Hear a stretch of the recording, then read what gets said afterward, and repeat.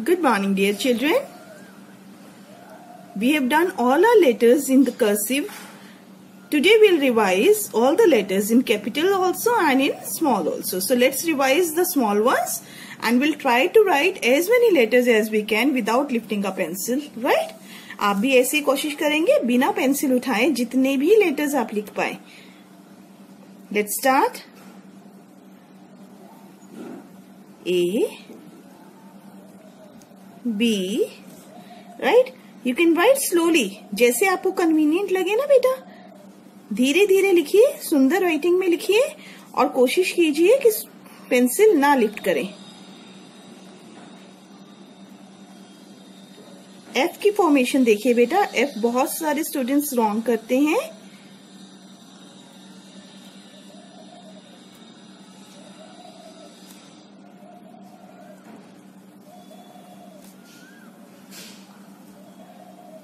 I और J के ऊपर डॉट हम बाद में लगाएंगे.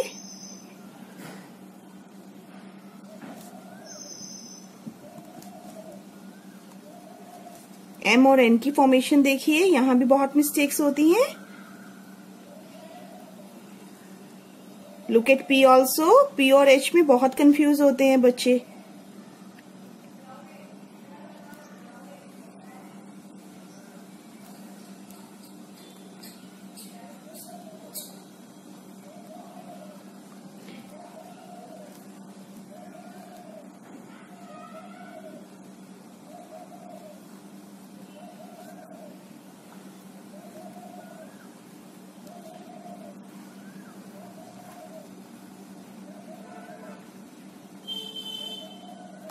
Now look here.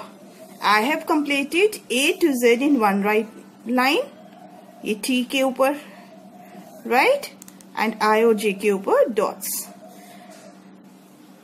Fine बेटा. So here I have completed A to Z in one line.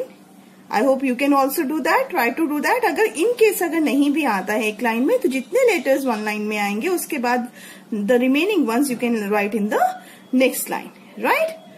So try to write these as many times as you can. Try to fill one whole page for this, right? And then on the next page, we'll revise capital A to Z.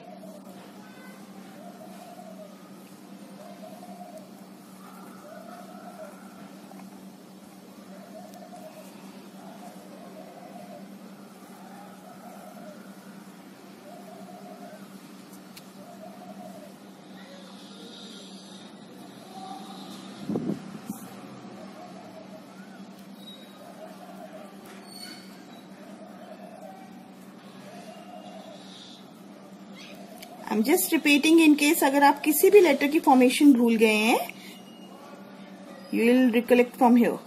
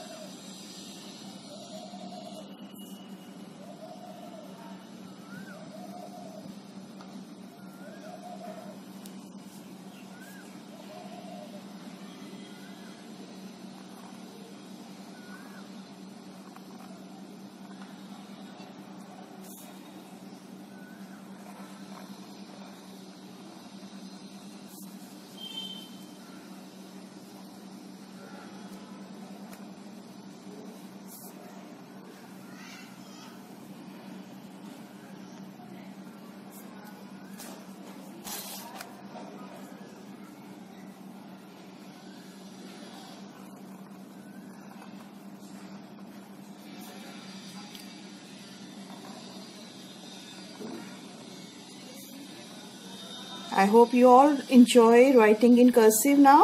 सबको अपनी hand writing भी बहुत अच्छी लगती होगी.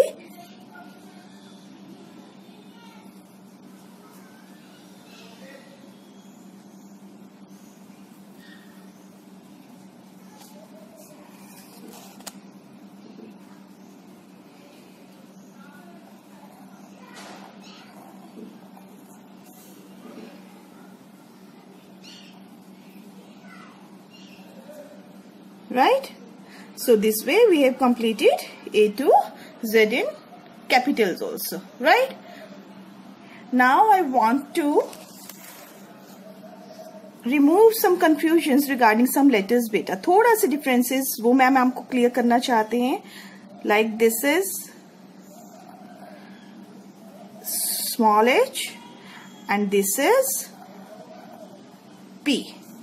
देख रहे हैं आप दोनों की फॉर्मेशन. H में ये लाइन सिर्फ यहीं तक है, P में ये लाइन यहाँ तक है. क्योंकि जब आप मोस्टली लिखते हैं, this is the thing, this is the confusion that the students are facing. बहुत बच्चे इन दोनों में कंफ्यूज हो जाते हैं, तो आप इनको ध्यान रखेंगे.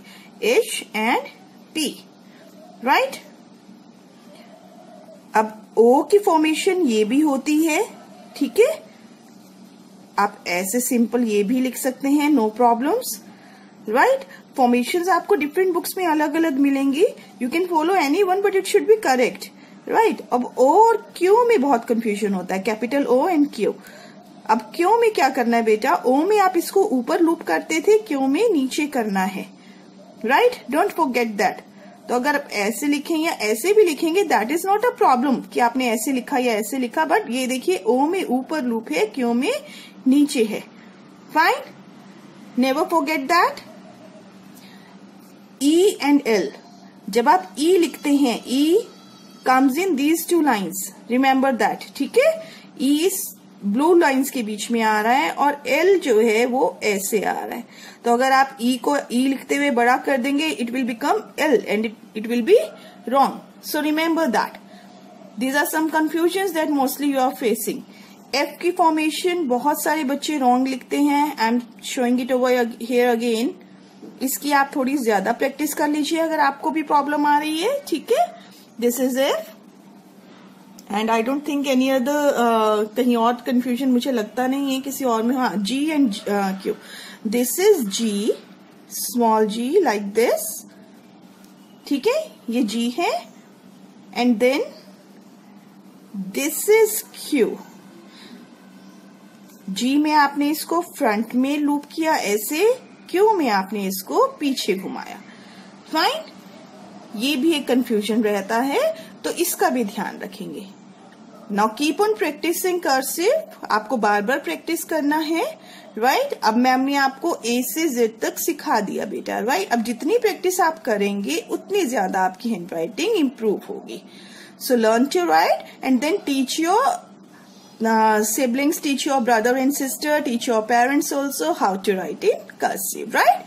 एक बार आप सीखिए बहुत अच्छा, और उसके बाद आप टीचर बन के आप मैम या सर बनिए और घर में बाकी सबको भी कर्सिव में लिखना सिखाइए. मजा आएगा ना? Okay, keep enjoying, keep writing in cursive. और जब स्कूल रीओपन हो, आपकी टीचर, जो भी टीचर आपका काम देखे, वो सब यही कहें कि अरे वाह, ये बच्चा तो बहुत सुंदर लिखता है. Fine.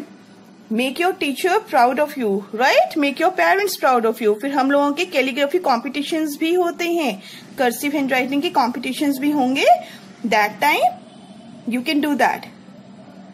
Okay बेटा, bye bye, take care.